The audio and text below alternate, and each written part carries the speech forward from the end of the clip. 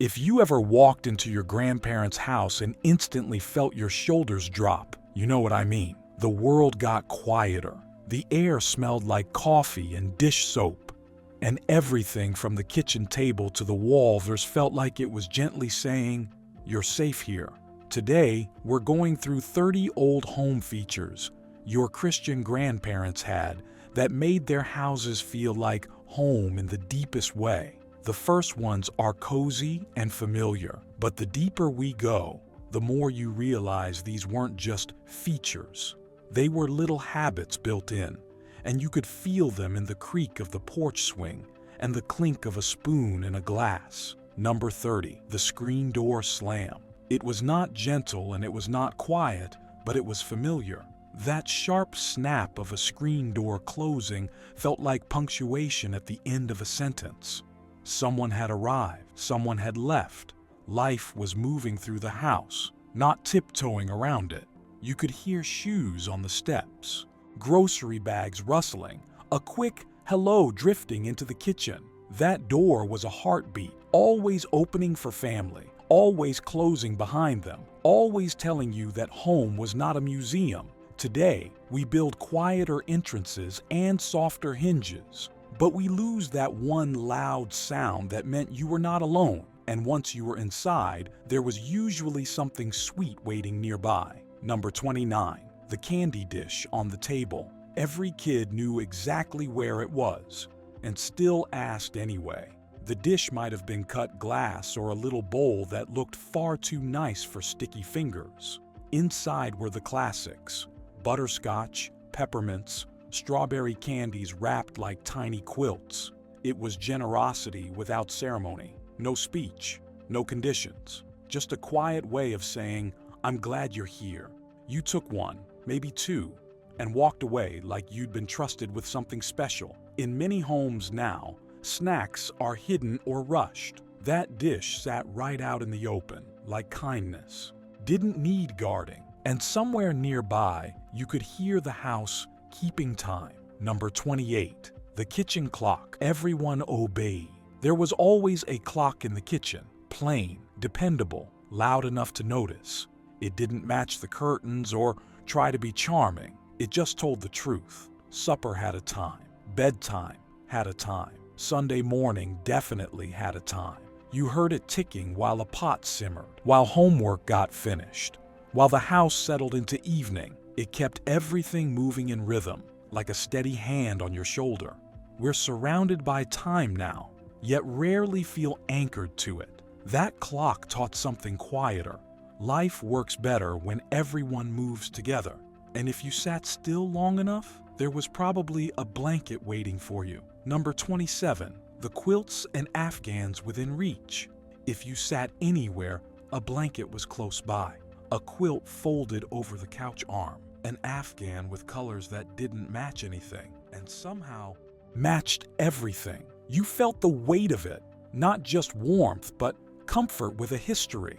It sometimes smelled like laundry soap and sunshine, like it had lived through 1,000 naps and conversations. Those blankets existed because life got cold in more ways than one, and nobody thought you should shiver through it alone. Blankets get bought for looks now. These were kept for people. And if you fell asleep under one, nobody scolded you. They smiled. Like that was the whole point. Be honest, did your grandma have that blanket that weighed like a small child? Number 26, the bread box and the cookie tin. Bread lived in a box. Cookies lived in a tin. Both felt like promises.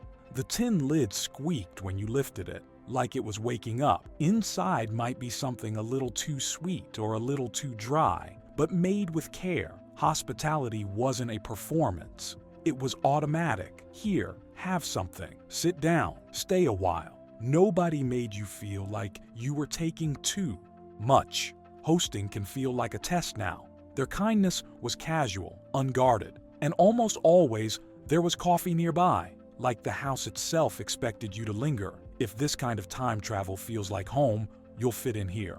Subscribe. Number 25, the coffee station that felt like a welcome mat. Coffee wasn't just a drink. It was an invitation. The pot was either on or ready. Mugs stacked where anyone could reach them. You could say no and still end up with a warm cup in your hands. It slowed everything down.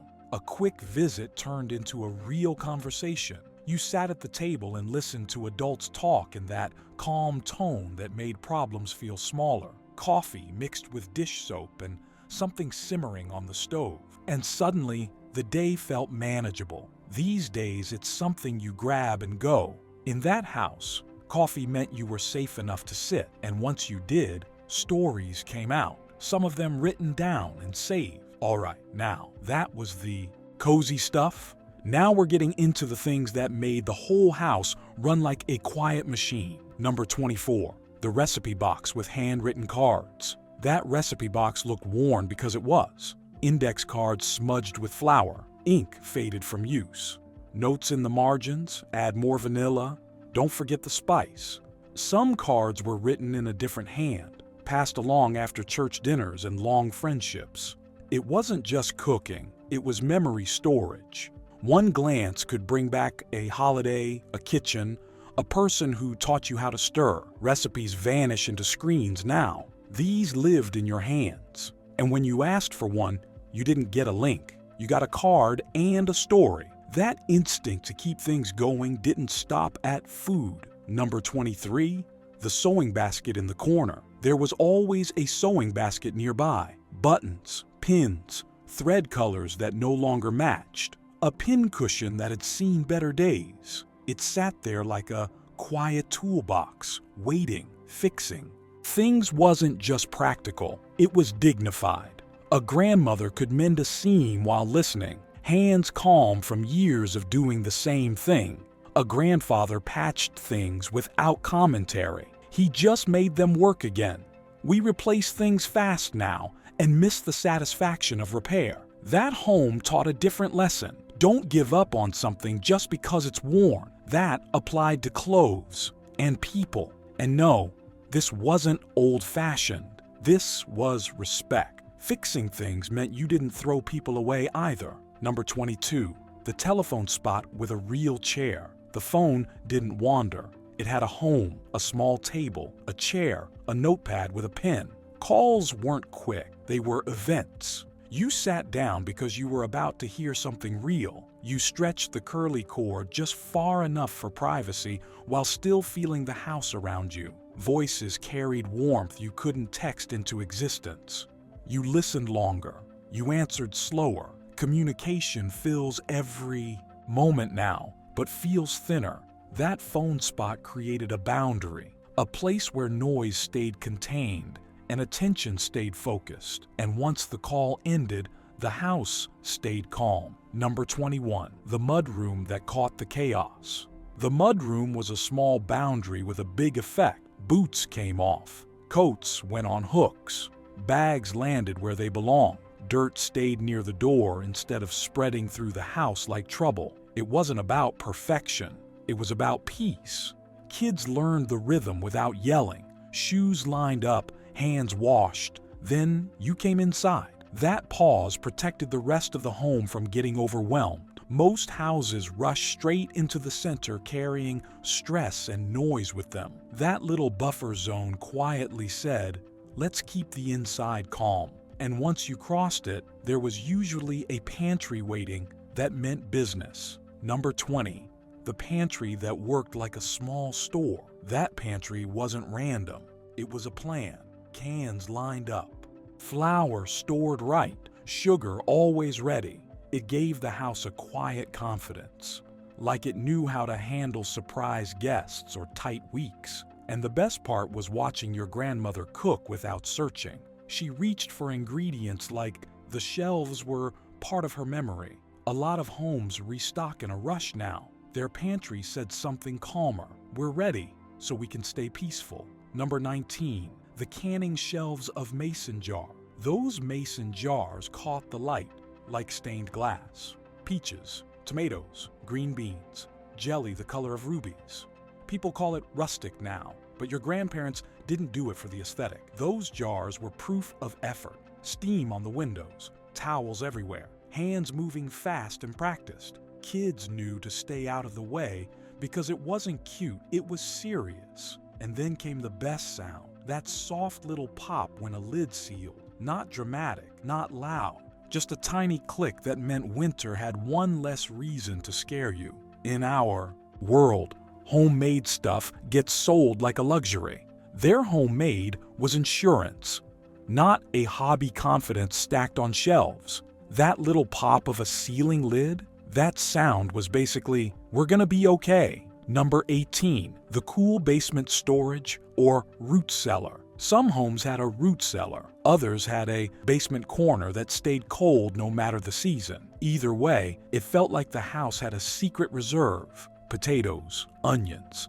apples, flour, jars lined up like quiet backup plans. The air down there smelled earthy and damp, and somehow that smell felt safe. Like the home remembered what to do when things got tight. Your grandparents didn't store food because they were nervous people.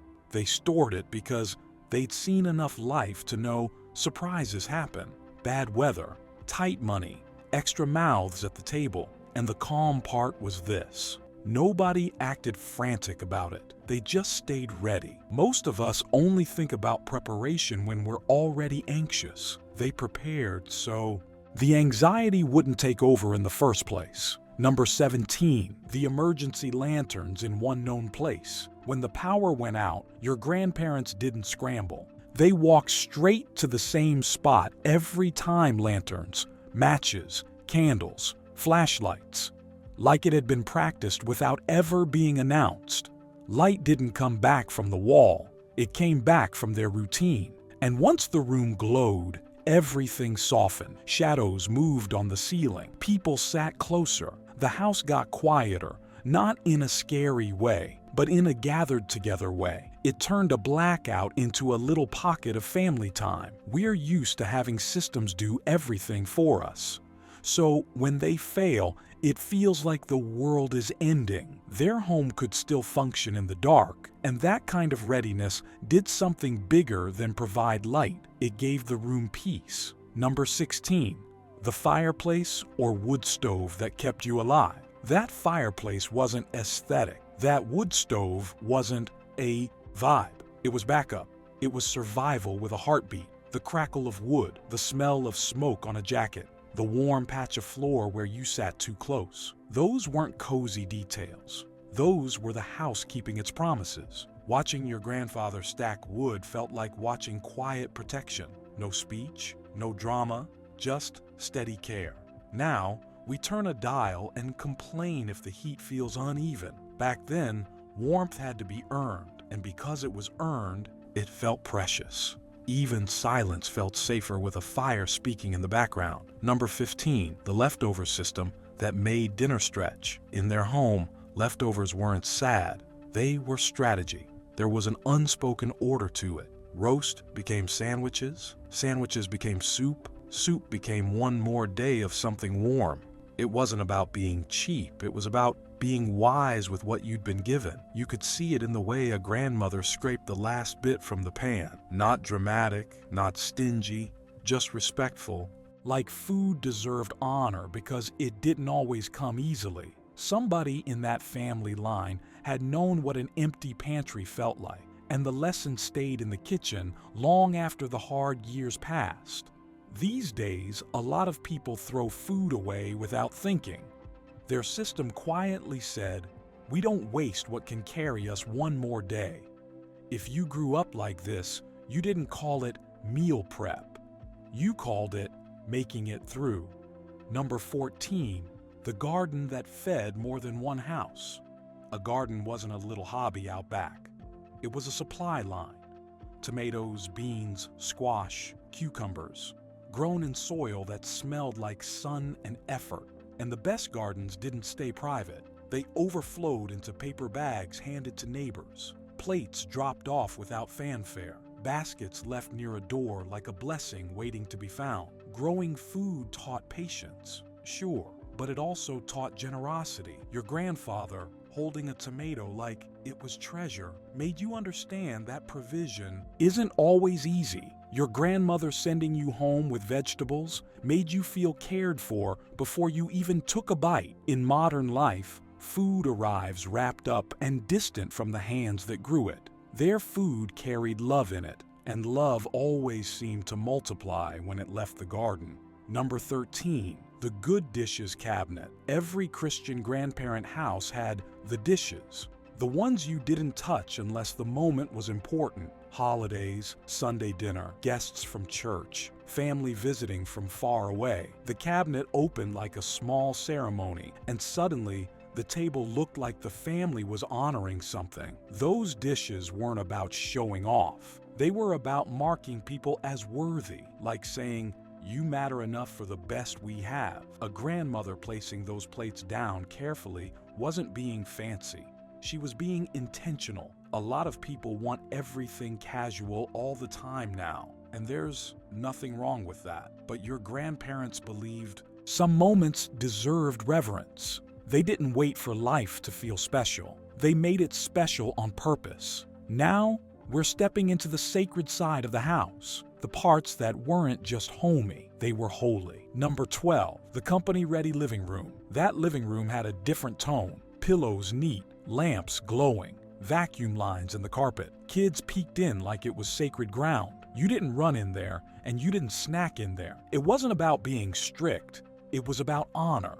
A quiet way of saying people matter enough to prepare for. Now, every room does everything, which is practical. But that room reminded you what care looks like when it has a place. Number 11, the guest room that stayed ready. Some homes kept a guest room clean on purpose. Not for pictures, not for show, but for people. A made bed, extra blankets folded neatly, a small lamp, maybe even an empty drawer so someone could unpack without feeling like a burden. That room was proof your grandparents expected love to arrive in real life, not just in theory. Family could show up late. A friend from church might need a night. Somebody could be traveling through. Hospitality wasn't a mood in that house.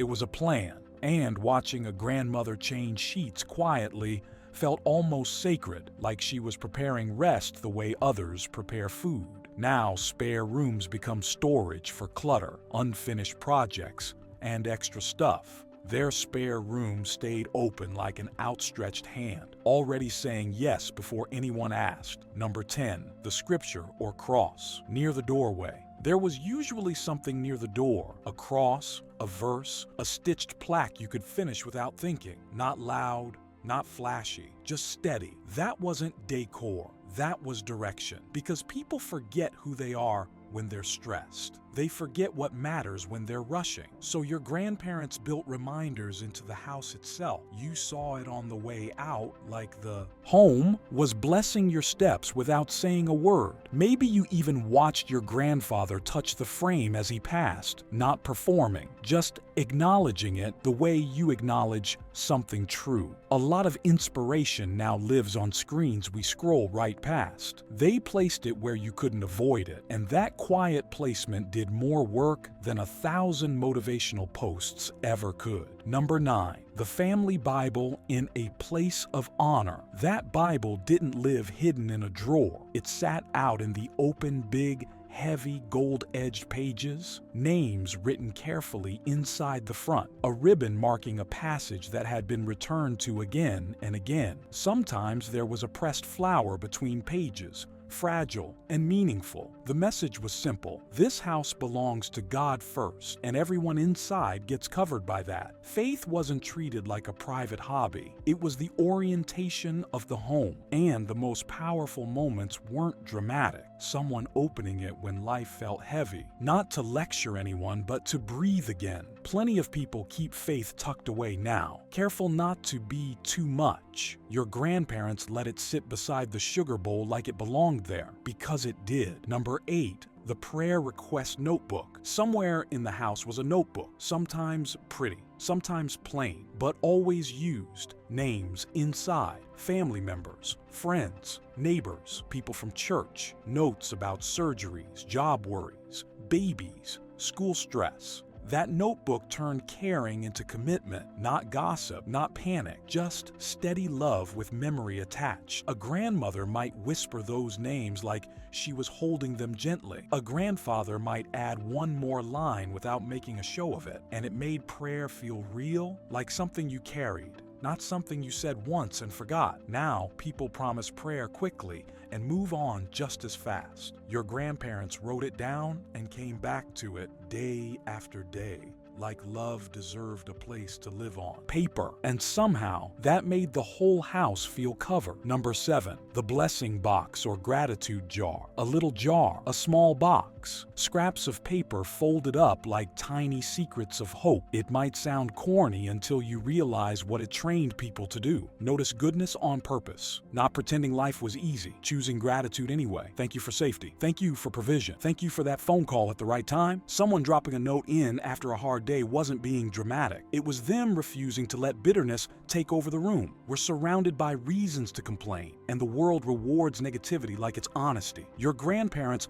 practiced a different kind of honesty. Life is hard, but God is still good. That jar didn't fix everything, but it shifted the atmosphere. A house can feel lighter when gratitude is treated like a discipline. Number 6, blessing the meal, no matter what was served. Even when the meal was plain, there was a pause.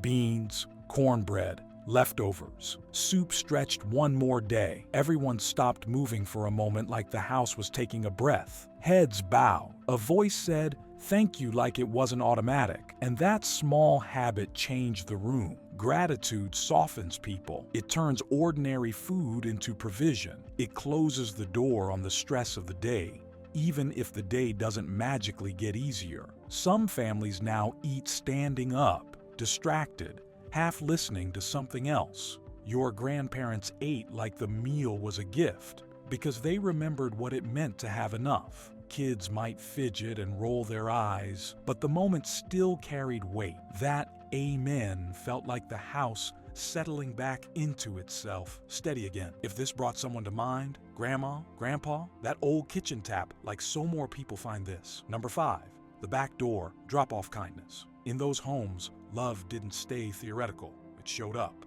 Someone knocked at the back door, not the front, because the back door was where real life happened, and they came carrying something, a casserole, a loaf of bread, vegetables from the garden, a pie still warm. No long speech, no announcement, just help. That's what faith looked like when it wore an apron and held a pan with oven mitts. Your grandmother took it in like it was normal, then immediately started thinking who else might need a plate. Your grandfather carried it quietly, like kindness was as ordinary as taking out the trash. Now people send messages from far away and call that support. Your grandparents walked across the street with something you could taste, and somehow the house always felt ready for one more person in need. Number 4, the front porch that held the neighborhood. That porch wasn't decoration, it was a habit. Rocking chairs worn smooth, a swing moving gently like a lullaby, a place where the air cooled and the day slowed down. People sat out there and waved at passing cars like they had nowhere else to.